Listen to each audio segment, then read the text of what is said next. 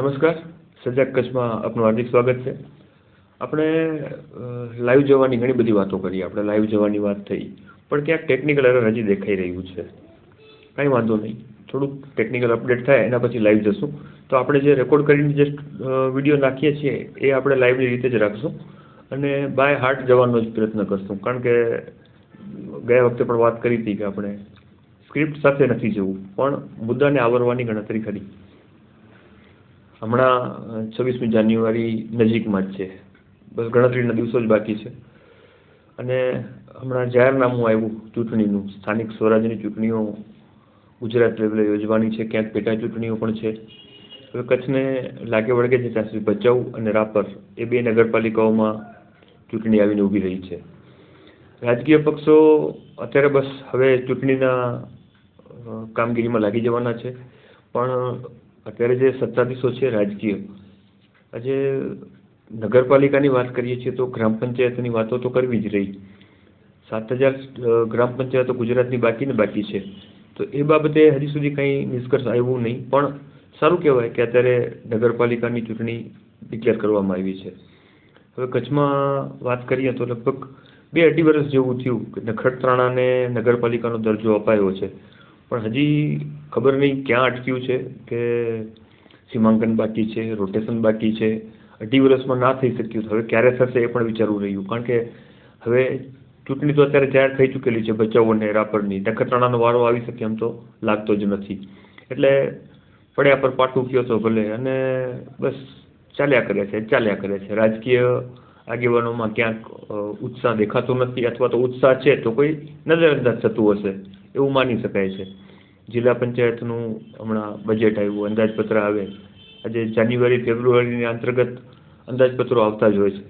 એમાં એક વિચારવા જેવું છે, એક બાજુ ગાંધીધામને મહાનગરપાલિકા બનાવવા માટેની જાહેરાતો થઈ ગઈ, ઇમ્પ્લિમેન્ટ થઈ ગયું. મ્યુનિસિપલ કમિશનરો અને ડેપ્યુટી કમિશનરોની પણ નિમણૂક થઈ ગઈ અને કામગીરી પણ શરૂ થઈ ગઈ. તો બીજી બાજુ ગામડાઓમાંથી ક્યાંક વિરોધનો વંટાળો પણ દેખાણો કે ભાઈ આવેદનો અપાયા તો એ ઉપર પણ મોકલાયા છે. હવે કેટલું કન્સિડર થશે એ વિચારવું જ રહ્યું. ગાંધીધામ મહાનગરપાલિકા ડિક્લેર થઈ એટલે ગાંધીધામ તાલુકામાં સંલગ્ન ગામડાઓ હતા એ નગરપાલિકામાં સમાવેશ થયાની વાતો આવી, એટલે એડમિનિસ્ટ્રેશન તો રાજી થઈ ગયું. ક્યાંક તલાટીઓની જગ્યાઓ જ્યાં ખાલી હતી ત્યાં જે સંભવિત ગામો હતા કે જે મહાનગરપાલિકામાં ગયા, એમના તલાટીઓની બદલી કરી નાખી. ને મજાની વાત તો એ આવી કે હમણાં 2-4 દિવસ પહેલાં જ અંદાજપત્રની વાતો આવીને લગભગ કહેવાય છે કે 6-6.5 કરોડની આજુબાજુમાં અંદાજપત્ર પણ રજૂ થયું. હવે વિચારવું રહ્યું કે જે ગામડાઓ માટે નગરપાલિકા એટલે કે મહાનગરપાલિકા, ભૂલ થઈ જાય છે કારણ કે નગરપાલિકા જ બોલાણું છે ને દર વખતે, એટલે મહાનગરપાલિકા બોલતા હજી સરસ સમય લાગી જશે. હવે વિચારવું એ રહ્યું કે મહાનગરપાલિકા ગામડાઓના વિકાસ માટે કામ કરશે કે તાલુકા પંચાયત કામ કરશે. હવે તાલુકા પંચાયત પાસે જો ગ્રાન્ટ આવેલી પડેલી છે તો એ ગ્રાન્ટને યુટિલાઇઝ કઈ રીતે કરશે, તો મહાનગરપાલિકા કઈ રીતે એનામાં યુટિલાઇઝ કરશે. આ તો અસમંજસ સરકાર દ્વારા આવ્યું છે, અધિકારીઓ દ્વારા આવ્યું છે, એ વિચારવું રહ્યું છે. કારણ કે ક્યાંક ખામી છે, ક્યાંક મિસઅન્ડરસ્ટેન્ડિંગ કહીએ, આપણે કમ્યુનિકેશન ગેપ કહીએ, કે સંકલનનો અભાવ અહીંયા દેખાઈ રહ્યું છે. આજે નો ડાઉટ વિકાસ માટે ગ્રાન્ટ સરકાર આપે જ છે, પણ હવે આ કઈ રીતની ગ્રાન્ટ આવી અચાનક ગાંધીધામ તાલુકા પંચાયતનું અંદાજપત્ર રજૂ થયું. વાસ્તવિકતા છે કે આમ જોવા જઈએ તો મહાનગરપાલિકાનું હજી મંડાણ થયું છે, ડેવલપમેન્ટ થતાં હજી 1-2 વર્ષ નીકળી જશે. શક્ય જ છે કે તાલુકાના ગામડાઓ છે એ બાબતે તાલુકા પંચાયત અને જિલ્લા પંચાયત ચિંતિત હોય, સ્વાભાવિક છે. 6 મહિના પછી અંદાજપત્રનું આખું આવ્યું. કહે છે ને અમુક સમય પ્રમાણે મિટિંગો મળતી હોય છે, રાજકીય આગેવાનો જે ચૂંટાયેલા છે એ અને વહીવટીતંત્રની, એ પણ ઘણી બધી વસ્તુમાં અટકી ગઈ છે. તો ક્યાંક રજૂઆત કર્યા હોવા છતાં પણ કામગીરી ન થઈ હોવાનું પણ સૂર આવતો હોય છે. જેને આપણે કહીએ છીએ ને કે કચ્છમાં 6 ધારાસભ્ય, 1 સંસદ સભ્ય, હવે કરવું શું એ કંઈ ખબર પડતી નથી. અને આજે એક નવી વાત પણ આજે દેખાણી છે. ગઈકાલે કંઈક વાતમાંથી વાત નીકળી હતી કે હવે પ્રયાગરાજનું અત્યારે મહાકુંભ ચાલુ છે. મહાકુંભમાં જવા માટે ટ્રેનોની માંગણીઓ લગભગ બધાએ કરેલી છે. સામાજિક સંસ્થા કયો કે પછી કોઈ NGO કયો, ચેમ્બરના એસોસિએશનો કયો, લગભગ બધાએ રજૂઆત કરેલી છે. પણ વાસ્તવિકતાની વાત કરીએ ને, જ્યારે સંસદ સભ્યએ પણ રજૂઆત કરેલી છે. ભાઈ કરે, પ્રજાનો પ્રતિનિધિ છે, રજૂઆત તો કરશે જ. સારું છે, સારું કહેવાય કે લોકો પ્રયાગરાજ જઈને ત્યાં કને પોતાનું યોગદાન આપી શકે, સ્નાન કરી શકે, દર્શન કરી શકે, એ સારું છે. પણ વસ્તુ તો વિચારવા જેવી એ રહી છે કે આ તો માંગણી તો પૂરી થાય ત્યારે થાય, પ્રયાગરાજ પૂરું થઈ જાય ત્યારે થશે કે હમણાં થશે, એ હજી આપણે વિચારવા આધીન છે. પણ એટલે પ્રયાગરાજ શરૂ થાય એના પહેલાં તો એક ટ્રેન 10 તારીખથી કરી અને 21મી ફેબ્રુઆરી સુધી બંધ કરાવી નાખી છે. હા, સાપ્તાહિક હતી. એ ગુજરાતથી નીકળે, રાજસ્થાન જાય, પછી મધ્યપ્રદેશ જાય, પછી UP જાય, પછી બિહાર જાય. આ 5 સ્ટેટોને સંલગ્ન ટ્રેન વીકલી હતી. એ 10 તારીખથી બંધ કરાવી 21મી ફેબ્રુઆરી સુધી, 10મી જાન્યુઆરી બંધ થઈ ગયો ભાઈ. પણ આ બધી વસ્તુ કોને ખબર છે? માત્ર તંત્ર પોતાના આયોજનો માટે આ બધું કરી શકે છે. હવે આ વસ્તુ વિચારીએ કે આપણે એમ કહીએ છીએ ને કે ટ્રેનમાં મુસાફરી કરતા હોઈએ એટલે આપણને તકલીફ પડે એટલે આપણે ટોલ ફ્રી નંબર આપેલા છે, એમાં આપણે રજૂઆત કરીએ. નિકાલ થાય કે ન થાય એનાથી કાંઈ મતલબ નથી થતો, પણ આપણને નંબર આપેલો છે એટલે આપણે ફોન કરીએ છીએ, આપણે સંતોષ માનીએ છીએ કે હા, મેં ફરિયાદ કરી દીધી, જે થાય તે, સફાઈ માટે કોલ, તકલીફ પડે તો કોલ, બધી વસ્તુનું નિરાકરણ કોલ જ છે, આપણે સમજી શકીએ છીએ. પણ અત્યારે જે લોકોએ ટ્રેનોની માંગણી કરી કે પ્રયાગરાજ જવું છે, સારું કહેવાય, પણ જે 10 જાન્યુઆરીએ બંધ થયેલી ટ્રેન 21 ફેબ્રુઆરી સુધી બંધ છે, અને એ ટ્રેનની એક ખાસિયત છે કે એ ટ્રેનની તારીખ ખુલે ને એટલે તરત પેક થઈ જતી હોય છે. તત્કાલ માટે પણ એમાં ઘણી બધી જહેમત ઉપાડવી પડતી હોય છે. પણ હવે આવી ટ્રેનો બંધ થાય છે તો એ સમજી લો કે 10 કોચ હોય તો 720 જણા થાય છે. બધું કોચ હશે, આપણે બહુ ડીપમાં નથી જતા, પણ અહીંયા કને કચ્છનું રેલવે તંત્ર કહો તો ભલે, આપણે કહીએ ને વેસ્ટર્ન પશ્ચિમ રેલવે કહો તો ભલે, એ બધું બસ વાતો કરી તાળી વગાડો, પૂરું કરી નાખો. સેન્ટ્રલ ગવર્મેન્ટ કે સ્ટેટ ગવર્મેન્ટ આમાં આવતું જ નથી, રેલવે તંત્ર જ આવે, બીજું કંઈ નહીં તો કંઈ નહીં. આપણે કહીએ છીએ ને રેલવે મંત્રીને પણ ખબર હશે કે નહીં એ પણ વિચારવું પડે, કારણ કે 5 સ્ટેટમાં જવા માટે એક જ સપ્તાહમાં ટ્રેન હતી, એ પણ ગાંધીધામથી. એ અત્યારે 21મી ફેબ્રુઆરી સુધી બંધ છે. શેડ્યુલ થઈ ગયું છે ચાલુ કે નેક્સ્ટમાં આનું બુકિંગ પણ ચાલુ છે અને એમાં જગ્યા પણ નથી. એ પણ વાસ્તવિકતામાં દેખાઈ રહ્યું છે કે આજે બધી વસ્તુ આવીને ઊભી રહી જતી હોય છે. ગાંધીધામ મહાનગરપાલિકાનું અત્યારે મંડાણ થયું છે. તો ગાંધીધામની વાત કરીએ તો અત્યારે સફાઈ, દબાણ, બધી વસ્તુ પાસે દોડે છે. પણ વાસ્તવિકતામાં જ્યારે જમીન એમની પાસે નથી તો એ કઈ રીતે પ્લાનિંગ કરી શકશે? કંડલા પોર્ટ પાસે કઈ રીતે, કંડલા પોર્ટ પાછું આવી ગયું, જેમ નગરપાલિકા મહાનગરપાલિકા થઈ છે ને એમ કંડલા પોર્ટનું નામ પણ બદલી ગયું છે, એટલે એ દીનદયાલ પોર્ટમાં સેટ થઈ ગયું છે. એ બોલતા પણ થોડો સમય લાગશે, કારણ કે વિડીયોમાં બાય હાર્ટ જઈ રહ્યા છીએ ને ભૂલો થવાની છે, અને શક્ય અમે માફી પણ માંગશો આ બાબતનું ધ્યાન આવશે તો, અને આમાં ભૂલી જઈએ થોડુંક ધ્યાન દોરજો, કારણ કે ઘણી બધી વસ્તુ મગજમાં ચાલતી હોય છે, પણ જ્યારે મુદ્દાઓ આવવાના હોય છે ને એટલે આપણે ઘણી વસ્તુ ભૂલાઈ જતી હોય છે, અથવા તો ક્યાંક ભૂલ થઈ શકતી હોય છે.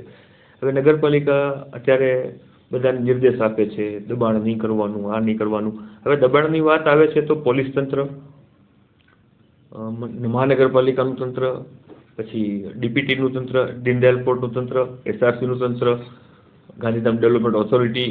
હવે નક્કી કરવાનું છે કે નાયબ કલેક્ટર, મામલતદાર, મ્યુનિસિપલ કમિશનર, હવે આમાંથી દબાણ હટાવવા માટેનું આજે પાઘડી જે છે એ કોણ પહેરશે?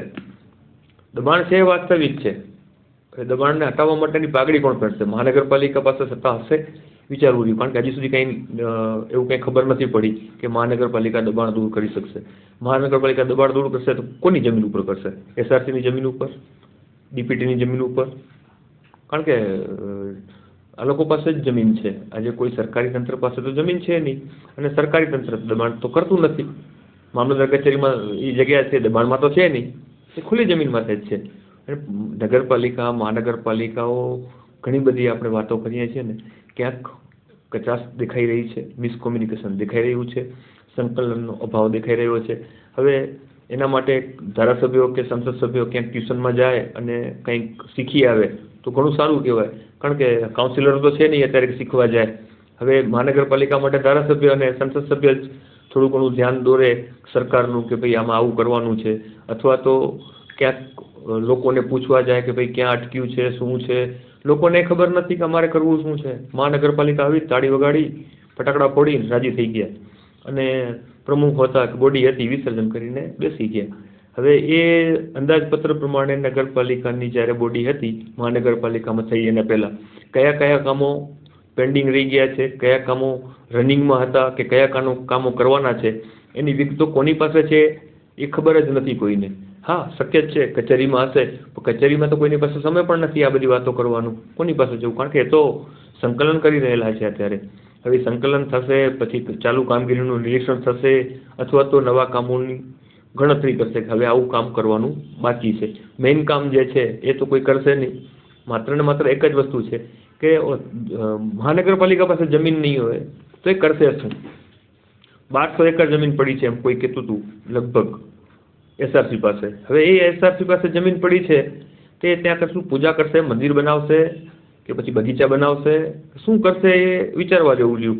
પણ વાસ્તવિકતા તો એક જ છે. હમણાં તો ઘણું બધું એસઆરસીમાં ચાલે છે. મરણના ખોટા દાખલા બનાવવાના, ખોટા શેર બનાવવાના, જમીનો પચાવી પાડવા માટે કંઈક ને કંઈક કાવતરા કરી અને 1, 2, 3 કરવું. ચૂંટણી ગઈ એટલે બધા લગભગ ભૂલી જ ગયા હશે કે એસઆરસીમાં આવું બધું થઈ રહ્યું છે. પણ આને આપણે કન્સિડર કરતા નથી. આપણે માત્ર એક જ વાત કરી રહ્યા છીએ કે જે તે સમયે જે તે વખતે જે જરૂરિયાત હોય એ બાબતે આગળ વધવાનું થતું હોય છે. હવે જ્યારે પ્લાનિંગ થઈ રહ્યું છે મહાનગરપાલિકાનું, તો મહાનગરપાલિકાને કામગીરી કરવા માટે કંઈક નક્કર વસ્તુ જોઈશે. ગ્રાન્ટ કેટલી આવી, કેટલી આવશે, હવે તો ગુજરાત સરકારના બજેટ ઉપર જ રહેશે. ગુજરાત સરકારે કેટલું બજેટ ફાળવ્યું છે. હાલના પરિસ્થિતિમાં વિચાર કરીએ તો ચૂંટણી નગરપાલિકાઓમાં લાગી ચૂકેલી છે, ભચાઉ છે કે રાપર છે, અને અમુક જગ્યાએ તો જિલ્લા તાલુકાઓમાં પેટા ચૂંટણી પણ છે. એટલે આ બધું ચાલ્યા કરશે. આપણે કહીએ ને ચરી વેતી. આપણે પણ બસ આવી રીતે વાતો કરતા રહેશું, કારણ કે બાકી તો કોઈની પાસે સમય છે નહીં. તમે ધારાસભ્યને તમે ફોન કરશો તો મજા આવશે, તમને ક્યારેક વાત કરજો, સારું હશે. હા, આમંત્રણ દેવું હશે તમે રૂબરૂ જશો તો તમને મળશે, એમાં બેમત નથી. અને સંસદ સભ્ય તો બહુ બિઝી હોય ભાઈ, કારણ કે મોરબી પણ પાછું લાગવું પડે છે ને, ખાલી કચ્છ નથી એમની પાસે, મોરબી પણ છે. એટલે દોડાદોડી થોડી વધારે રહેવાની છે. અને રાજકારણીઓ પોતાનું જાળવવા માટે કરીને ક્યાંક નેતાઓ બને. હમણાં ચૂંટણી આવી છે એટલે પાછું કોંગ્રેસ સક્રિય થશે, વળી ક્યાંકથી આમ આદમી પાર્ટી પણ ટપકશે કે અમારે પણ ચૂંટણીમાં ઉતરવું છે. ઘણા બધા પક્ષો છે. કોંગ્રેસે આવશે ને, કારણ કે ચૂંટણી તો લડવી જ પડશે ને, નગરપાલિકાની છે તો એમાંય કોંગ્રેસ તો પોતાના લોકો ઉતારશે ને. એટલે હવે પાછું એ ચૂંટણીનો માહોલ આવશે એટલે પક્ષાપક્ષી ચાલુ થઈ જશે. અને આપણે જોઈ જ રહ્યા છીએ અત્યારે દિલ્હીનું ચૂંટણીનું આપણે સમાચારો સાંભળીએ છીએ. આવા સમાચારો આપણને ભચાઉ રાપરના નહીં મળે, કારણ કે એ કોઈને ખબર જ નથી કે કઈ રીતે કરવાનું, શું કરવાનું. ચૂંટણીમાં ઊભા રાખી દીધા હોવ, કોંગ્રેસવાળા કહેશે પ્રેસ કોન્ફરન્સ છે, ભાજપવાળા કહેશે પ્રેસ કોન્ફરન્સ છે, તાળી વગાડી બસ ભૂલી ગયા. પછી તો કોકને ફોન કરો ને તોય તમને મજા આવશે. આ ડીપીટીની જ વાત કરીએ, હમણાં મોટું આયોજન હતું, મંત્રી આવ્યા હતા, કોઈને ખબર નહોતી, બંધ બારણે. પછી મીડિયાને બોલાયા, આમંત્રણ આપ્યું, બસ એ 5, 25, 50 જણા જઈને પૂરું થઈ ગયું. જેમ કીધું ને, ગયા વખતે આપણે વાત કરી હતી પ્રબુદ્ધ નાગરિકોની. આજે નગરપાલિકાને મહાનગરપાલિકાનો દરજ્જો મળ્યો છે એટલે પબ્લિક તો હશે જ આપણા ગાંધીધામ વિસ્તારની અંદર. હવે એ ગાંધીધામ વિસ્તારમાં છે તો ડીપીટીની અંદર એમ્પ્લોયી બેઝ આપણે વિચારીએ કે વ્યવસાયિકારો વિચારીએ તો સર સંખ્યા તો દેખાય છે ને. માત્ર જેને કહીએ ને કે 4 દિવાળોની અંદર જ આયોજન કરવામાં આવ્યું, અને જે લોકો વિરોધની આક્રોશ રેલી કરવાવાળા હતા ને એ એમના આવકારવા માટે ફોટા પડાવતા હતા. એ અસમંજસ કહેવાય, બહુ સારામાં સારી વાત કહેવાય. વિરોધ કરવો છે તમારે તો આક્રોશ બતાવવો છે તો તમે શું કામ આમાં આમંત્રણને માન આપીને તમે જાઓ છો ને એમના ફોટા ખેંચાવો છો કે અમે આવકારીએ છીએ તમને? શેના માટે? તમે આવેદનપત્ર આપો ને. એમનું સન્માન કરવાની જરૂર શું છે? તમે આવેદનપત્ર આપો, તમે પોતાની રજૂઆત કરો. તમે યાર વેપારી પ્રતિનિધિ તરીકે તમે જો આવું ના વિચારતા હો તો શું કરવું? આ પાછું હમણાં જ 2-4 દિવસ પહેલાં જ હમણાં એસોસિએશનની રેલવેની કમિટી બની નવી. સારું કહેવાય કે લોકો જાગૃત થઈ અને લોકોના કામો માટે આવે છે. રેલવે યુઝર્સ એસોસિએશનો બને છે. પણ એ રેલવે યુઝર્સને ખબર છે કે આજે બાગલપુરવાળી ટ્રેન હતી જે 5 રાજ્યોમાં થઈને જતી હતી, એ ટ્રેન બંધ પડી છે. એ શું કામ લઈ જવા પામી, લોકો સુના માટે લઈ ગયા, એ કોઈને ધ્યાન જ નથી. ભૂતકાળમાં લગભગ 2003-4ની આજુબાજુની વાત છે, કરવી પડશે આજે. કે છાપામાં એ ઓચિંતું આવ્યું કે ટ્રેનની માંગણી કરવામાં આવી. સારું કહેવાય, ટ્રેનની માંગણી કરવી તો જરૂરી જ છે, પણ વાસ્તવિકતામાં જ્યારે ખબર પડી ને ત્યારે એ ટ્રેન ચાલુ થઈ ચૂકેલી હતી, ટ્રાફિક ન મળવાને કારણે બંધ પણ થઈ ચૂકેલી હતી, અને 6 મહિના પછી પાછી રજૂઆત આવી હતી કે ટ્રેન ચાલુ કરો. જ્યારે એ કાગળિયા જોયા ને ત્યારે ખબર પડી કે મારું બેટું આ તો ટ્રેન ચાલુ પણ થઈ ગઈ, બંધ પણ થઈ ગઈ, અને પાછી હવે રજૂઆત થાય છે કે અમને ટ્રેન આપો. આવું ઘણું બધું થયું હોય છે, પણ સંકલનનો ક્યાંક અભાવ દેખાય છે.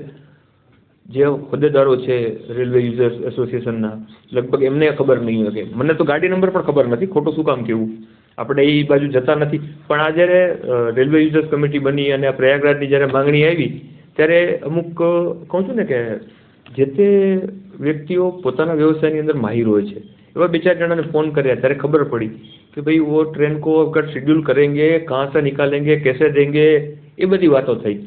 કારણ કે આ રેલવેનું કામ બધા કોઈ ગુજરાતીઓ તો લગભગ કરતા નથી, મારા ધ્યાનમાં હોય એવા બધા હિન્દી ભાષી જ છે. એટલે એને ફોન કર્યો એટલે એમ કીધું, અરે वो ट्रेन कहाँ से देंगे, वो तो भागलपुर भी बंद करके बैठे हुए हैं. 10 જાન્યુઆરીના ભાગલપુરની ટ્રેન બંધ થઈ ગઈ છે. હવે ભાગલપુર તો આપણે જોયું નથી. હવે આ લોકો જાય ને પાછા આવે, આપણને તો કંઈ ખબર પડે નહીં. કચ્છ એક્સપ્રેસનું કંઈક હોય તો આપણને દેખાય કચ્છ એક્સપ્રેસમાં બોગી વધારી કે બોગી ઘટાડી. આપણને એ કચ્છ એક્સપ્રેસ સિવાય બીજું કંઈ રેલવેમાં દેખાતું હોતું નથી. પણ આ 10 તારીખની જે ટ્રેન બંધ થઈ, 21 તારીખે ચાલુ પણ થઈ જશે. તાળી વગાડો છોકરા અને મામા લાવે રોટલા, આ કામ કરી અને મોજ કરવાની. કચ્છનું કાંઈ થવાનું નથી એવું વિચારીને બેસવું પણ નથી, કંઈક ને કંઈક કર્યા રહેવું. આવી વાતો કરશું. ગમે તો સૌને કહેજો, ન ગમે તો અમને કહેજો. બસ અત્યારે આટલું જ. નમસ્કાર.